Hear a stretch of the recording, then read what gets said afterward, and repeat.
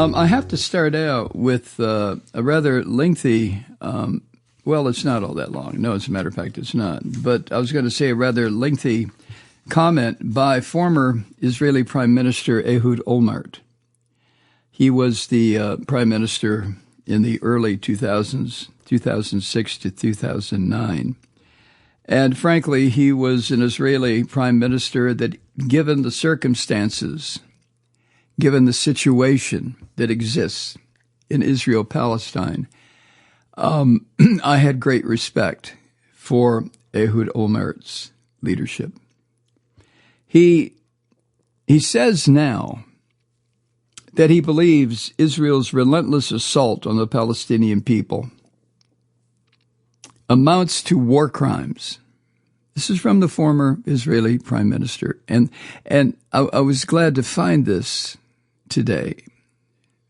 Well, actually, a couple of days ago. It was on the Associated Press feed, also Haaretz, the Israeli newspaper that is, I guess you would call it left-leaning in that country. Haaretz is a great advocate for peace and a two-state solution, to working out some kind of a solution with the Palestinian people. But anyway, again, Prime Minister Olmert says he believes now that his country's relentless assault amounts to war crimes. He wrote an article that was specifically addressed to the people of Israel. And it was written in Hebrew and published by Haaretz last Thursday.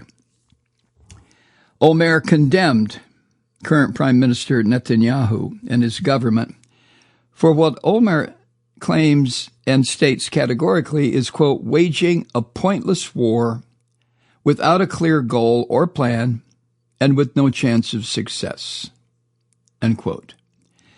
Now, I'm relying on Google's translation of the piece that he wrote, since I do not speak Hebrew.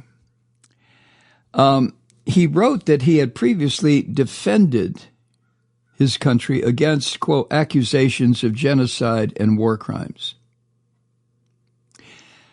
But he says he can no longer see the widespread slaughter of civilians, including women, thousands of children, thousands of old people, or he can no longer support this campaign to starve Gaza, to kill people there through withholding food and medical care. And he can't support that as mere collateral damage, which is what a lot of leadership does. We've done it in what Olmert calls a brutal war. He said, quote, what we are doing in Gaza is a war of extermination, indiscriminate, unrestrained, brutal, and criminal killing of civilians.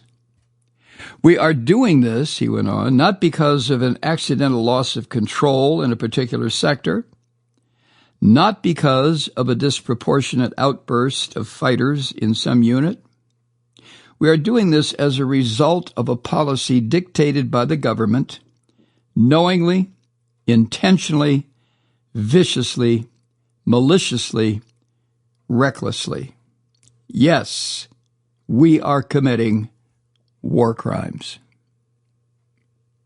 End quote.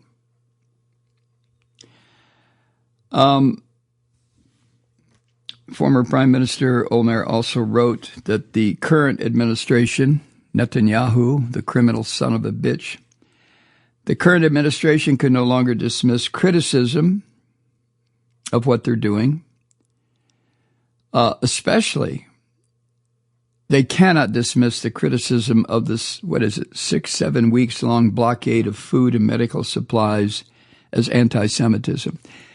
Which is a point, that I've tried to make over and over. Criticizing Israel does not identify one as an anti-Semite.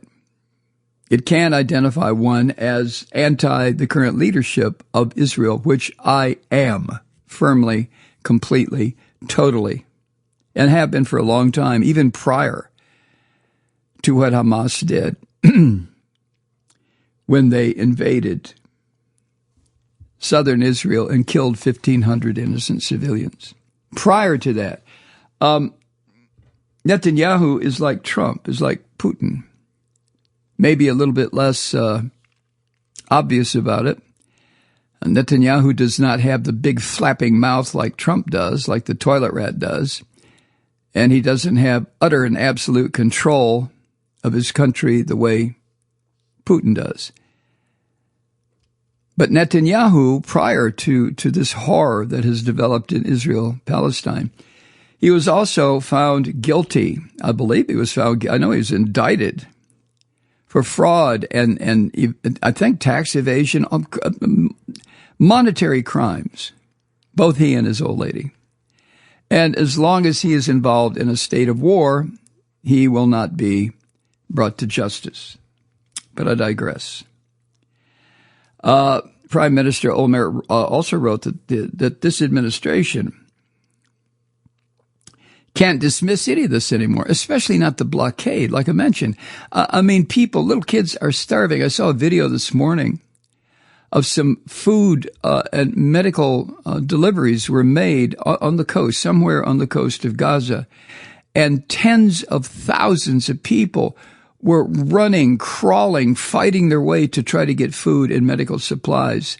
And God damn it, I don't care if you're Jew or Gentile, gay or straight. I don't give a fuck what you are. You're a human being.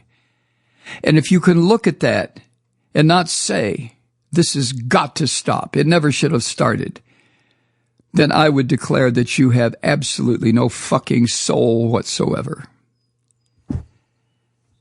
When French President Macron and the Canadian Prime Minister Mark Carney and Keir Starmer, the Prime Minister of the UK, when they issued a joint statement calling for Israel to, quote, stop its military operations in Gaza and immediately allow humanitarian aid into the region. That's a direct quote. Well, Netanyahu accused these three leaders of, quote, emboldening Hamas in Hamas's aims to annihilate the Jewish people, end quote. I mean, who the fuck is kidding whom here? Israel is a nuclear-armed power. Can they drop a nuke on Gaza City? No, they can't, because it would wipe out Tel Aviv and Haifa and probably most of Israel where the Jewish people live, and not Jewish people. A lot of Palestinians live there.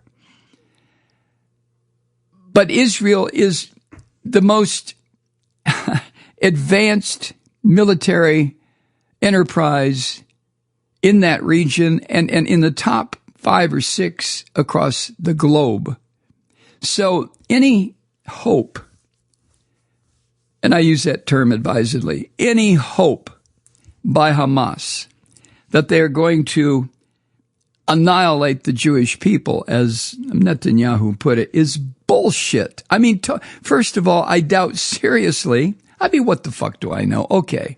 But I doubt if the leadership of Hamas, as much as they feel they are fighting for a righteous cause, I doubt if the leadership would even entertain the idea that they could wipe out the Jewish people. Oh, come on. Even Hitler tried it and couldn't do it. So for Netanyahu to lay that off on Hamas, maybe he knows something I don't, huh? Probably so. Anyway, Netanyahu wrote on X, quote, when mass murderers, rapists, baby killers, and kidnappers thank you, you're on the wrong side of justice, end quote. And I think the reference there is simply to the fact that Hamas may have acknowledged what Macron and Carney and Starmer were saying when they issued this statement about allowing humanitarian aid. Anyway, Olmert, when he wrote this piece, described such deflections from Netanyahu and his, what Olmert calls Netanyahu's, quote, gang of criminals, end quote, as a very disingenuous move. Olmert wrote this, quote, "The Netanyahu government's chorus of thugs and the poison machine it operates will immediately leap up with characteristic shrieks of rapprochement. The Gentiles are anti-Semites. They hate us. They have always been against us. They support terrorism, and we fight terrorism," end quote, end quote, end quote. The truth is, these governments are not anti-Israel. They are anti the Israeli government, end quote. Which is a point that your humble and obedient servant has tried to make in my own, well, defense, I guess, for years. It's not the Jews. I mean, since 1948, there have been all these years, almost 80 years, 75 years, of asking various Jewish governments or Israeli governments, various Arab governments in the surrounding states, asking the world, please, what the fuck? Can we not find a solution to this? Neither the Jews nor the Arabs, the Muslims, whatever, although there are a lot of Christians in that group too. Neither, let me put it this way, neither the Israelis, well, there are a lot of Palestinians who are Israeli citizens. You see what I mean?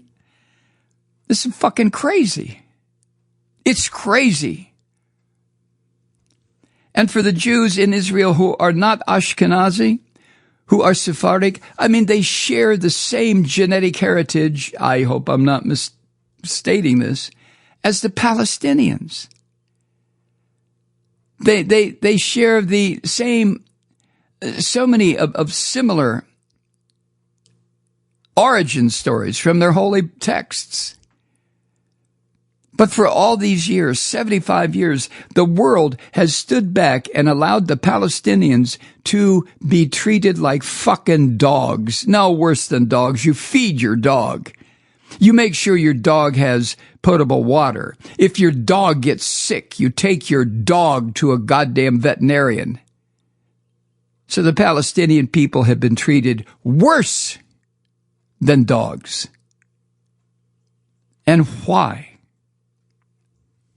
Why? Hi, Truth Seekers. Mike Malloy here. You know, the Progressive Voices Network brings you commercial-free commentary from today's leading progressive radio hosts and pundits, like me, Mike Malloy, 24 hours a day.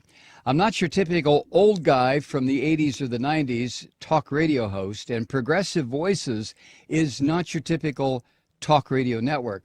It's a listener-supported nonprofit with no corporate control whatsoever over our broadcast. So hosts like me, Mike Malloy, are free to rant and scream and carry on about whatever we like. We're often controversial, but we're never boring. Weeknights, 9 p.m. in the East, 6 p.m. in the West on the Progressive Voices Network. Always progressive, always on. I'm Mike Malloy. Keep it lit.